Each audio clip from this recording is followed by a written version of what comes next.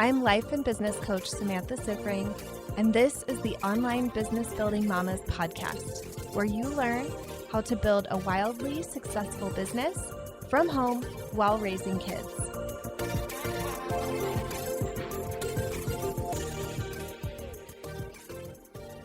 Welcome, everybody. So I'm here with my friend Chavonne, and we are going to be tackling a really fun topic that I think probably both talk about a lot and get questions about a lot. And I hope that it really serves all of you. So first, for those who maybe aren't familiar with me, even though this is going live in my group, I'm Samantha Sifring. I'm a business coach. I work specifically with moms to help them build really successful online businesses. All right, Chavonne, tell us about you. Yes. Hello, everyone. So I am Dr. Chavonne Perotte. I am a life and marriage coach, and I work with women and couples to love their marriage again. Love this. Okay, so our topic today is about the husband objection, as it's called, but this goes for any partner, whatever your situation is. If you have a partner in your life and you're using them as an objection about investing in your own business, or if you have potential clients who have this, I need to talk to my partner or my husband, whatever, objection when they are making a buying decision on a sales conversation with you. So that's our topic. I think it is the perfect intersection of both of our work, and it's something that we both talk about a lot and love to help people with. So we wanted to just come on and talk about the questions we get and how to handle this, both in your own business and with potential clients. So, Chavonne, what are your thoughts about the husband objection when you hear it from potential clients? Yeah, it's such a great question. So I think for those of us who are business owners, and whenever we're getting something from a client, it's also an opportunity for you to investigate your own thoughts. So typically what I have needed to do for myself is think about what are my own husband objections? What are the things I think my own husband would object to? What are the things I think he is thinking about my decisions, right? And as a marriage coach, that happens in a lot of different ways, but obviously in this conversation, we're talking about as it relates to business. And so it becomes this question of like asking myself, what do I think he thinks? Right? It's like thinking about his thinking. And then you really have to begin to uncover how much of that are really his thoughts versus how much of that are a projection of your thoughts. And so when you can come to that awareness for yourself that that's how you're looking at it, whenever someone is presenting you as the person making an offer with that objection, you just have this awareness that that is also what's going on for them. So whenever I get the husband objection, and can you imagine in marriage coaching, if you're getting the husband objection, all this sort of mental gymnastics I have to go through there, right? Because of course, we want people to feel on the same page, which is an expectation that a lot of us have that I will encourage all of us to question. But I don't want to get ahead of myself. And so when you're presented with that on a call, when you're making an offer, it really is just a moment to help your client identify how much of this is really just a projection of their own thoughts, and to be able to look at that without judgment, but also to give them the opportunity to own their own thoughts and not sort of make the husband the scapegoat to this decision. But it's like, these are your thoughts too. What do you think about the fact that you have these thoughts? Yeah, I love that. And what came up for me when you said that, I teach all of my clients this if they ever talk to me about their marriage, that I have this policy that unless he says something to me that indicates he does not like how things are, I assume he loves how things are. Like This if is the super dishes are helpful not thought. done, he loves it. Yeah. Yeah. Yeah.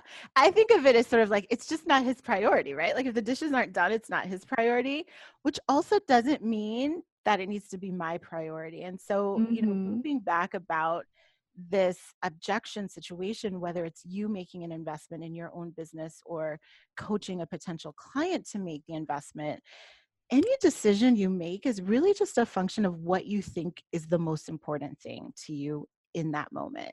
And Mm. so I love having that awareness. I love sharing that awareness with other people where it just becomes what is the most important thing to me right now? Is the most important thing making this decision, standing for myself, and allowing him to be upset, allowing him to disagree, being able to experience the emotion of maybe not being in alignment on a decision together and being okay with that. I think just distilling it down to you have a priority and he has a priority makes it a much cleaner thing to sort of explore for yourself. Yeah. I think that's a really good way to look at it. And what I wonder is when it is, like, for example, a sales conversation with a potential client and you bring up this concept of priorities, I wonder how many people have a breakthrough around that, recognizing that their priorities aren't really what they think they are. Yeah. I think it's super important. And, you know, when you are talking to a potential client, helping them to get to that place is really just uncovering the awareness that they need to have. I think so many times we make decisions thinking that our decisions are influenced by someone else's opinion, by the quote unquote fallout or consequences of making a decision that our spouse might not agree with. But really it does boil down to like, is this the most important thing for you? Can you own your decision? And sometimes owning a decision means being uncomfortable with how other people might perceive it. Mm, yeah. So, how often does that happen where it really is the case that she thinks he's not going to like it and then he for sure doesn't like it? That's a really great question. I think honestly, it's like equal. It's equal. And it's an interesting way to think about it because I think when so many times people don't make a decision in favor of their priority because of what they think the other person will think. And so if you allow yourself to believe like, hey, there's a 50-50 chance, right? Like he could, or I know you deal with only mamas, but my partner could, right? My partner could really be upset about this. And my partner could be totally okay with this, right? Like when you allow that to just be the reality of the situation, the real truth of it, then it also, again, just opens the door for you to decide how you feel about it Mhm. and to make the decision that feels good for you and like your reasons. I think so many times we guilt ourselves when we make a decision that isn't what our spouse would want.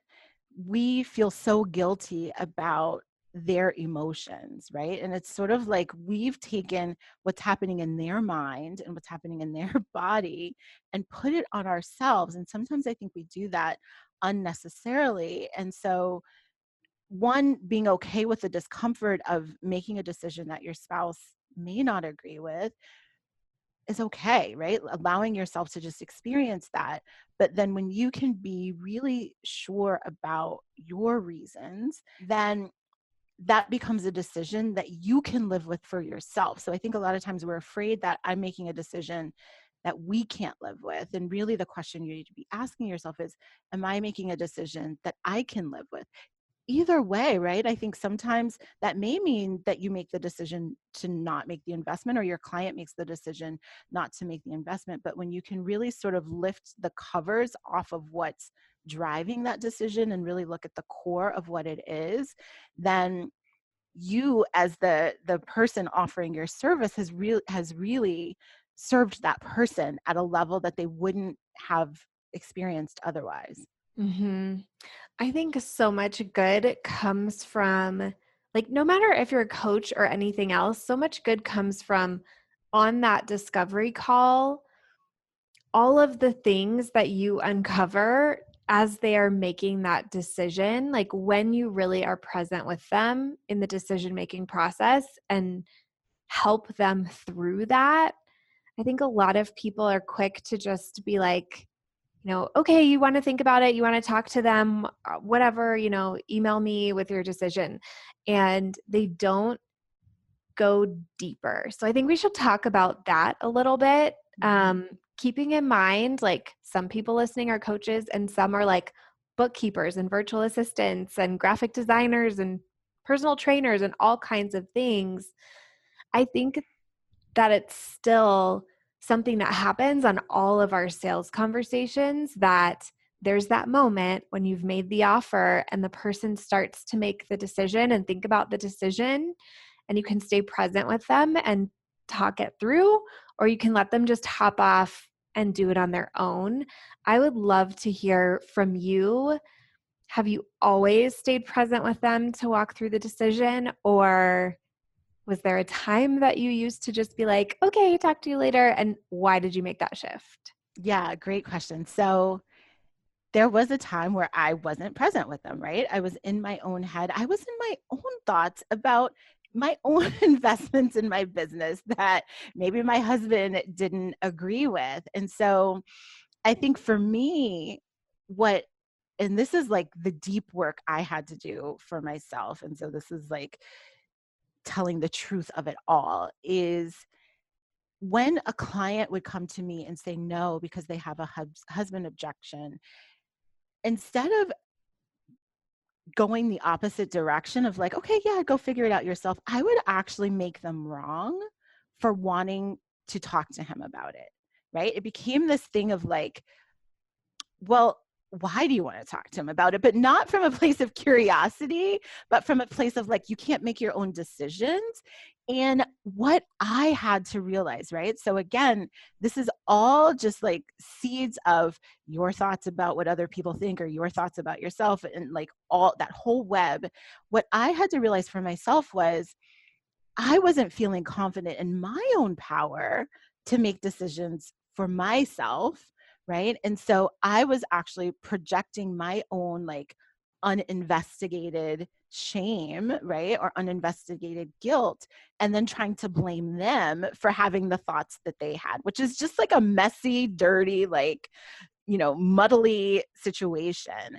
And so I think once I could come to terms with my own beliefs around making financial decisions, making investments in my business, making decisions in my business that I could really own for myself, then it allowed me to just provide a very clean space for whatever clients were coming to me with it, with however they were coming, right? So it's not a like, okay, yeah, sure, go figure that out on your own, but it really then becomes the place where you are curious, where it is like, okay, well, what do you think he's going to say? Like, and almost having fun with it, right? It's like, what do you think he's going to say? Like, let's just talk about it. Like, you and I have had this hour-long conversation. You see the value in it. This is something that at least some part of you wants to do. What do you think he's going to say, not having had this conversation with us? How are you even going to tell him about it? Like, what are you going to say? What do you think? What do you think about what he's going to think? Like, do you believe that too? It just becomes an almost like just fun, curious experiment of like, let's just play this out. Yeah. How are you going to present it to him? What do you think he's going to say? What are you going to do if he says no? I think like, obviously you and I are coaches. And so we're fascinated with people's decision-making process, right? For someone who maybe be in a different industry, I think it can also be this place of like, well, how can I help you? Like, how can we in this conversation right now make that conversation with your spouse later be as helpful and productive as possible? So even if you're not a coach, that might end up looking like, okay, well, what kind of information do you think he's going to ask about? Like, what are the factors that he's most concerned about? What are his values? What are his beliefs about spending money? And what information or what angle do you want to come at that conversation with him about? That makes it not even about you selling, but really about you serving your client and being able to have a productive conversation about something that's obviously important to them. I think that that is amazing. I love, like, as coaches, how you said that we're really fascinated with the decision making process. And I really encourage any person in any industry to get fascinated about decision making. If you are selling something, which, if you have a business, you are selling something, really deeply understand how you make decisions, why you make the decisions you do, and notice that in other people too. It'll make you such a better salesperson. And I think that this is probably one of the most common things, is that somebody has a partner that they want to talk to as part of that process. And it's not to make them wrong for that. Like you said, it's not to be like, well, why, why do you need to talk to them? But really getting curious about anything. I almost, the way that you're talking about having fun with it, I thought about like shopping with my sister and thinking about like, well, what's he going to say when I bring home these shoes? It's kind of the Mm-hmm. same thing. It's like two girlfriends, kind of having fun talking about like, oh, what are you going to say to him? Yes, So yes. I think that fun, curious, playful spirit makes that conversation so much more comfortable on both sides. Yeah, I agree. Totally. So fun. One additional thing that I really think is important, specifically when it comes to business, but I think this is applicable in other areas too. It's just, I am talking about it with my potential clients when it is their business. I say, if you haven't made the money to invest yet, or if you don't have the money to invest yourself, and it is money, that's the family budget, or maybe he's brought it in from his income, look at him as an investor and think about, what are the questions he's going to have? What kind of presentation do you need to have for this potential investor? What's going to make it worth it for him? What kind of return does he want? And when you think about it that way, and when you as the salesperson has your potential client thinking about it that way, you can really help prep them for that conversation and kind of sniff out if they're actually interested or not, based on what they're going to say when they're selling it to their partner. Yeah, I love the way you frame that. I've heard you talk about that before, and I think it's just a fascinating concept. Like, if you were literally going to a business investor, what are the questions they would ask you? And I think one of the things I had to have this awareness for myself too, as I was building my business, and I am a recovering like shiny object syndrome person, where early on in my business, where it felt like nothing was working, I was like grasping at every program I could find. And I wasn't grounded in what were the priorities to grow my business. I just knew what I was doing wasn't working. And so I was like over here for this program and over here for this, and email building and branding and, all of that stuff. And I think a helpful thing for both, the business owners that are considering an investment in their own business, as well as those talking with potential clients, helping helping people identify the priority. Like, what is the priority in your business right now? What is the priority in your life that you're trying to achieve? And how is this the right investment for that? And also really thinking about like, what have you tried already that hasn't worked, and why hasn't it worked? Like, sometimes I think we're very quick to write off investments we've made because we think that thing didn't work. Like, whatever the process that person was teaching or whatever the product was didn't meet our needs. And I think the greatest growth comes from asking yourself, like, how did I not maximize what this was offering me? And I think for me, even in the conversations I've had with my own husband, he's noted that, right? As an investor, he's like, I'm seeing you make this investment and not get a return. I'm seeing you make this investment and not get a return. What's going to be different about this one? And I think the more we can ask ourselves that question, the more we can build our own confidence and belief in ourselves that we're going to make this one work. And when you know that for yourself, you're less offended or defensive when he raises the question. I know for myself, there were many times where he would ask that question of like, well, what's going to be different about this? And I would get so offended, like, why are you asking me? Like, this is the thing, right? Just wanting to sell him on the fact that this was the thing, but I wasn't yet sold on myself. And I think that's such an important distinction whenever you find yourself wanting to engage your spouse in a decision for your business and you're frustrated with how they're coming to the conversation, you're frustrated that they're asking you questions. It's again, this is the marriage coach in me. It's just an opportunity. They're holding up a mirror where you now get to investigate that stuff for yourself and you get to feel good about why, yeah, this is the thing for me right now. And this is how I've grown from those other experiences. This is what I'm now bringing to this experience that makes me confident that it's going to work for me. I love that. And these are questions I ask like when I am talking to a potential client and they want to have this conversation and I'm kind of prepping them for this investor conversation. I kind of put on the hat of their partner and think about, okay, what are the things that they're going to want to know? They're going to want to know, why is this different than what you've done before? What are you going to get from this? Why is this worth my investment? Those types of things. And like, what can you guarantee I'm going to get? And so I will ask my potential client to answer those questions. I will ask them, why do you think this is different than what you've done before? What do you think you're going to get? How are you going to show up to this?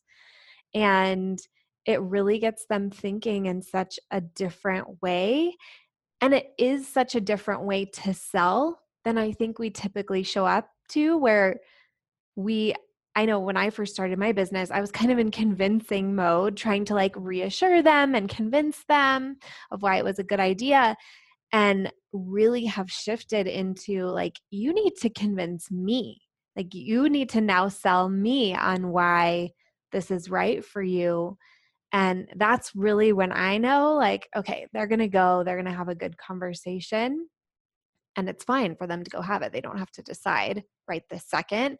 And I think that's a really powerful move, and it requires you not being attached to them saying yes. Yes, exactly. That is it. As you were saying that, that's exactly what I was thinking. I was like, it means you also go into the conversation being okay with if their response is no, right? Like, Mhm. yeah. Yeah, absolutely. I think the final thing that I really want to draw out on this is, I think most people's partners, and I'm curious to your thought on this. This is my belief. Most people's partners are very interested in spending money on whatever is actually going to get the result that they want. So, if it is business coaching, they want to invest in whatever is actually going to make that business work. If it's marriage coaching, whatever is actually going to get the result of that marriage being improved. Weight loss, whatever is like finally going to make their wife stop like going on diets and eating all this weird stuff and like messing up their family's meals, right? Like whatever it is, they're like, if this could be the thing that would get the result, I would pay whatever it costs to just like be done with whatever this problem is in our life and in our family. Yeah. What do you think? I 1,000% agree. And as you were saying that, what came up for me is having the belief that your spouse, that your partner is actually on your team. And it's one of those things, again, where if there are any financial dynamics, right, that are uncomfortable, it feels like they're not on your team. It feels like they're the one blocking you from achieving your dreams and getting this one thing for your business that's going to make all the difference. And it feels like you're just bumping your head against the wall with someone who wants to hold you back. And so I think when you can enter into the possibility, right, that we're on the same team here. If I'm successful in this business, or when I'm successful in this business, like, it's good for everyone. Like, why wouldn't he want me to thrive and to be as successful as I'm capable of being in this business? And so when you approach it that way, then again, you're coming to this person who is your team member, who only wants you to succeed. Then the questions and the conversation and the answers to the questions become a beautiful opportunity for you to be successful. I think, and I love how you've even framed it, Samantha, that like when clients come to you, you're like, okay, convince me that this is of value to you. That is such an incredible exercise, because it creates the transformation in you just by answering those questions that position you to actually be able to maximize whatever investment that you're making. And so I think, again, whether it's you, the business owner, making an investment in your business, or you're coaching or having a conversation with someone who's considering investing with you, let's not be afraid of any of those questions. Let's embrace them all. Let's explore them all to help us just arrive at what is the right decision, and the decision we feel the best about right now. So good. I love that. So I want to shift a little into this idea of building a business and having a partner, having a marriage or a relationship, and kind of like balancing those two things and all of the challenges that you see coming up with your clients, with yourself, and how to navigate those. So what do you think are like the biggest challenges when both of those things are there? Yeah. So I think the biggest is prioritizing how you spend your time. So I think many of us who are entrepreneurs have this like ambitious streak, right, in us, where if we aren't careful, our success in our business becomes how we see ourselves and how we value ourselves. I know that happened for me very early on. When I started my business, I had left my job that I was really successful at. And so now rebuilding my identity without that achieved success, while I'm now building an identity of creating success in a different area, was a real struggle for me. And so what I wasn't even aware of for myself is that in my pursuit of my business, I was so obsessed with it because it was me. It was like an extension of how I saw myself. And so when I became so focused on myself, that didn't leave much space for my husband in my life, right?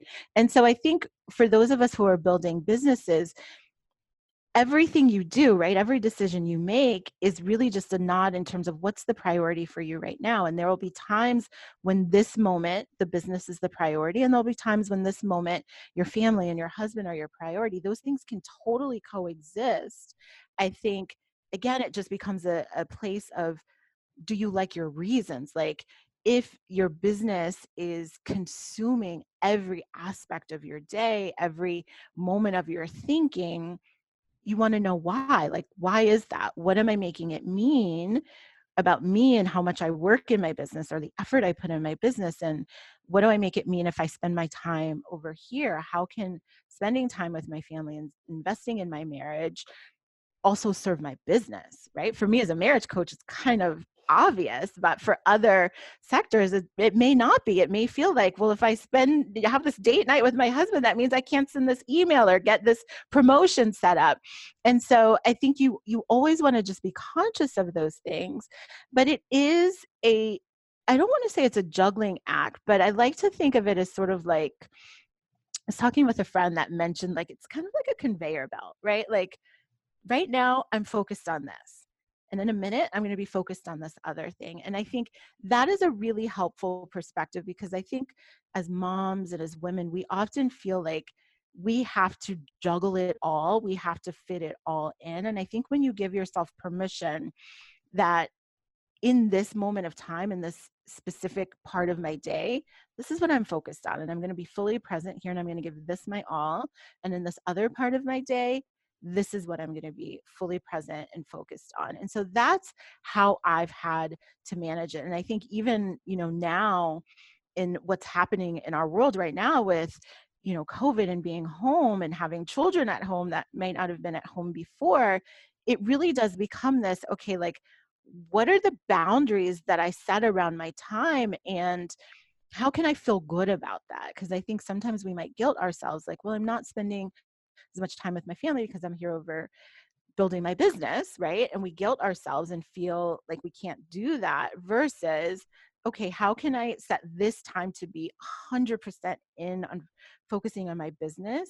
And then how can I use this other part of my day to be 100% in and present with my children? I know for me, just yesterday, I read a book with my daughter for literally like 10 minutes. And I was focused on being so present and enjoying that experience so much that that was okay. And maybe the other 9 hours of the day, I was working my business for whatever reason. Both of those can be okay. And then there may be another day where 9 hours out of the day, you're spending time with your family and your husband, and you only spend 10 minutes in your business. I think giving yourself permission for both of those to be right is really important. I love that so much. And I think for moms who are entrepreneurs, I think that we have to really take a lot of entrepreneurial advice that we see out there with like a block of salt. Like, this is not applicable to our real life in so many cases. Like, we're just simply not going to work 15-hour days or anything remotely like that in our businesses. We just can't. Like, that's not our reality. But I think most helpful thing maybe that I teach about time that I wish everyone would do is just having that very clear work time, non-work time, and not just in what you're physically doing and where you physically are, but in your mind too. That when you're working, you're not thinking about your family, you're not having mom guilt, you're fully present on work. And when you're not working, you're fully present on family and on your relationship and, on your self and health goals and like whatever else it is that you're doing during that time and not thinking about work. I think that is like the single most important skill that you can really bring to your business as a mom doing this. Like, we can't have like all that blurred lines that I think we so easily do. It just doesn't lead to a healthy business. It doesn't lead to the results that we want in either area. I feel like it leaves us coming up frustrated in all areas and feeling like we're not enough in anything. Yeah. It's also mentally exhausting. Literally, like not only are you engaged in whatever the thing is you're engaged with, but you're also engaged in something else at the same time because you haven't created that clear line and boundary. Yes. Something that I always hear from people when I teach this is like, but how do I do that? And I'd be curious your thoughts and like your explanation on how to do that. That's a great question. So I'll answer it from the standpoint of like how to be present with your family, right? So for me, I'm like a natural ruminator anyway, so my brain is like always thinking about something. What I do is I get extremely present to the details of what is happening in front of me. Meaning, like if we're having dinner, I will literally just like focus in on my child eating. Like, look at how much they're enjoying this meal that I've prepared or that we've gotten from takeout or whatever the case may be. If I'm talking with my husband, it's I because I'm a coach too, my brain is always like present with him in conversation, hearing what he's saying, but also listening with my heart, right? It's sort of like, yes, he's telling me the story about his day at work, but what am I learning about him? What am I understanding is actually really valuable to him and important in his day? And how can I just be so interested in that, right? Because sometimes we're half minded. Like, there are many times where I could be like, okay, hurry up this conversation because I got to get to the live stream or I've got to send this email. And I literally, it's training my brain like this investment you're making in this moment right now is just as valuable. And I think, and I know you teach this, sometimes we get so caught up in the actions of building a business that we think we always have to be moving, moving, moving. And it's really less about the action, but more about who you're being. And so I have really, begun to see just how valuable it is to think about when you reach success in your business, whatever that success looks like for you, how do you want your life to be? And you have to build your business and your life from that place and not from this place of like, well, I'm just going to like, not be able to spend time with my family now, but I'll do it later. It's like, yes, on some moments you might have that sacrifice that's necessary, but overall, when you look at the overall picture, let's build the ideal now, right? Like, why build something that's not really what you want? You're going to be in cognitive dissonance about it. It's not going to be successful because it's not really what you want. And so let's build in the family time that you want, and let's build in the focus work time that you want now to the best of your ability and just grow it from there. Yes, I love that so much. I really loved your tip about focusing on the details of like watching your child eat. I think that that's such a good one. Something I think about too, being in the present moment, like feeling all the sensations in my body. Like, what does it feel like having my butt in this chair? Like, what does it feel like being supported by this chair on my back? Like, what's going on in my body in this moment? I think that can be another way to just center yourself into what is actually happening in the moment. And I also loved how you said listening with your heart. Like, I think everybody kind of knows, like, when you're doing that and when you're not. Mhm. Yeah. So good. Okay. What other pitfalls do you see or like challenges do you see come up for people when they're balancing business and business goals and a relationship? Yeah. I think the other thing that happens is we want our partners and our spouses to be just as excited and convicted about what we're doing as we are. And I think releasing that expectation for them is one, it of course lightens the load for you, but it also enables you to just love what you love without needing them to love it with you, right? Without needing even their input on it, right? It's so funny for me, even as a marriage coach, my husband and I started doing couples events, and we still do them from time to time, and we do, workshops. But there's also this aspect of my business that's just mine, and it's just like my ideas, my passion. And because I love it so much, it's almost like I can feel at peace loving it enough for everybody, right? And so I think sometimes we want our spouse to be just as excited about things. I can think about times, in the past where I'd be so excited to share an idea with my husband. And he is a very logical, rational thinker, right? And so I'm like coming with him, like, isn't this the best idea? And he's like, okay, yeah, but how are you going to do that? Or like, well, what about this? Like, what if the people don't? And he would just come with like all these questions. And I would let that deflate me and let me believe that like it wasn't a good idea. And I think when you can just recognize that when they're not in your head, they don't have the vision that you have, they don't have the passion and the drive for this that you have, and let that be okay, then you can still share whatever you're excited about from a place of your greatest and truest, you know, excitement, and still not allow yourself to be deflated if your partner doesn't have the same reaction that you do. I think that's another pitfall, that if you can get over that for yourself, then it just makes those conversations so much more fun. That is so true. It is not their job to believe in our goals, in our business, to get it with our business. I know we bonded over this like when we first met. So, for the people who don't know, we first met in Chicago at a mastermind. Every morning we went out at like 7 a.m. and went for this long walk.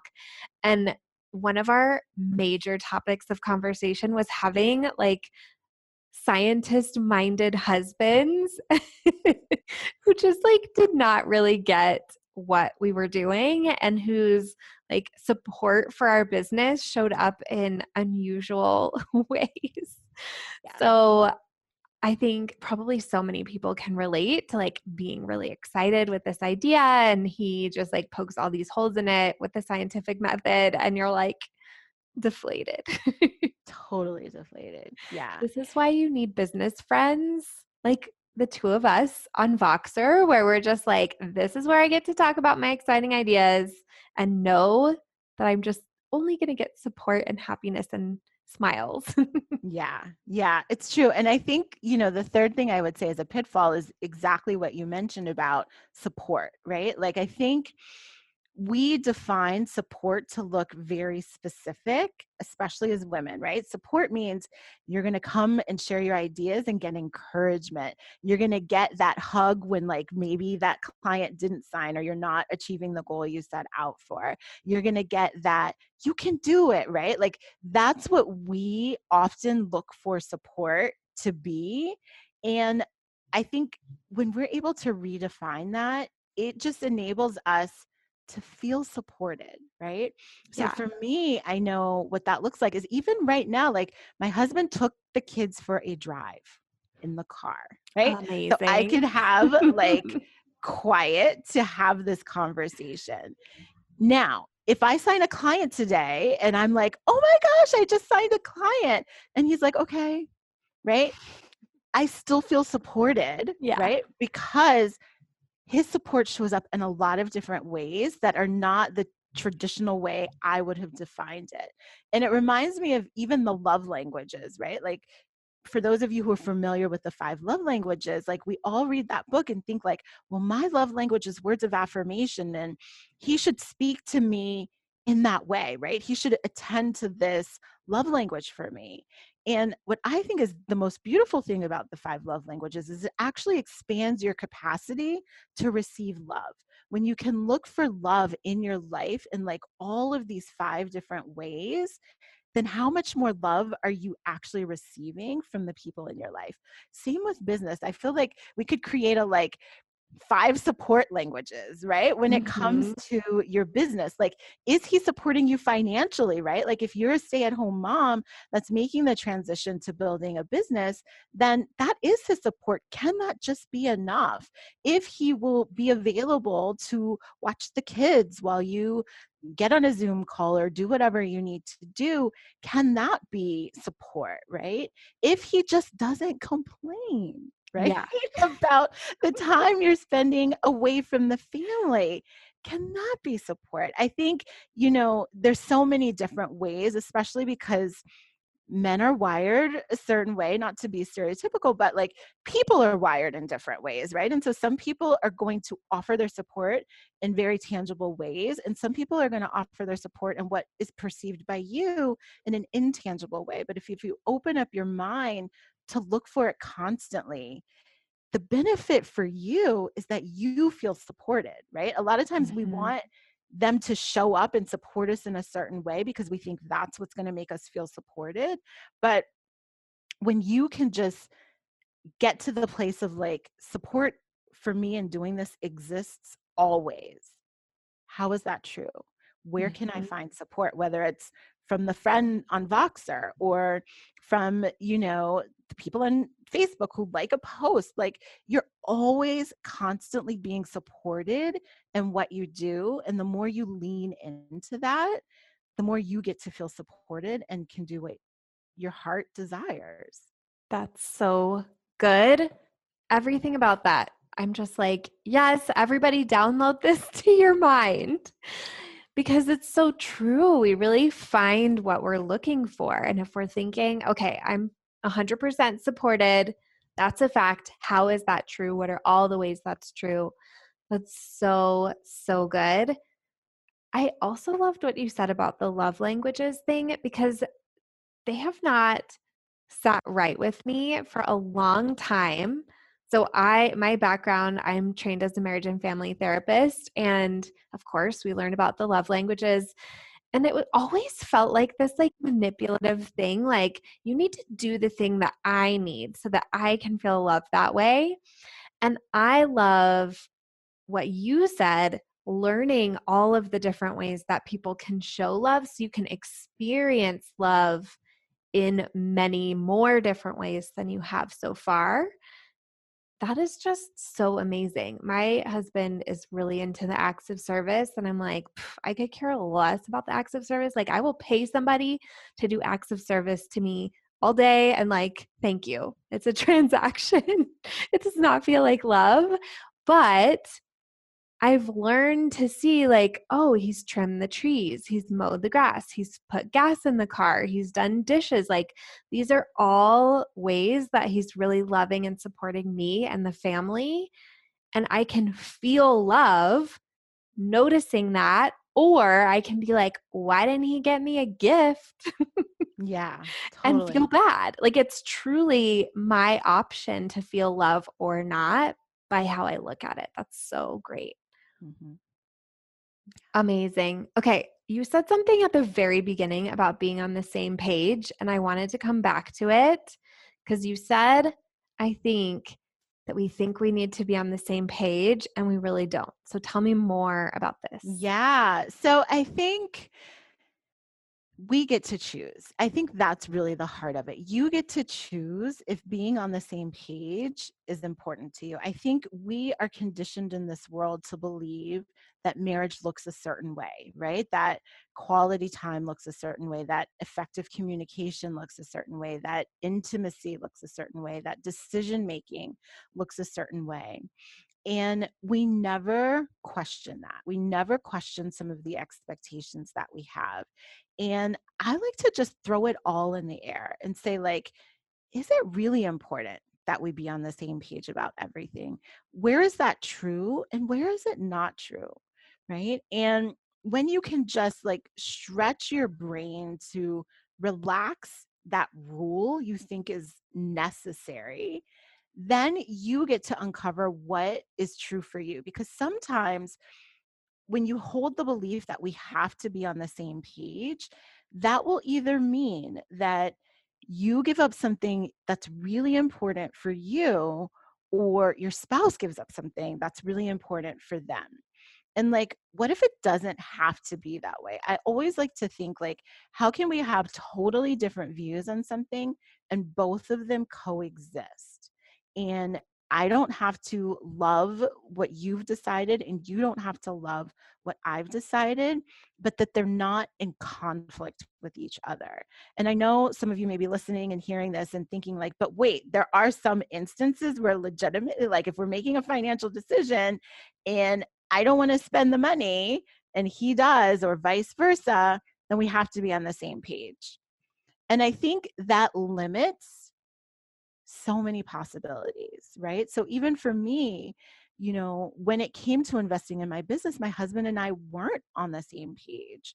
And I wanted harmony in that decision, right? So whereas if I didn't have the money in my own possession, right? And maybe it was an account that he was, named on, and I couldn't tap into that money, that like if I had believed we had to be on the same page, that would have led me to just not accessing the money, right? Not creating the money even. And so when I allowed myself to believe like, okay, he has his thoughts about it and I have my thoughts about it, we don't have to be on the same page about this. How can I still operate in a space of what's true for me and what feels good for me, but in a way that's not in conflict with him? So, like, maybe we don't use this money in that way, but maybe that opens the door for me to create money some other way for myself to be able to use it. And so I think when we believe that we have to be on the same page, we often tell ourselves no about things,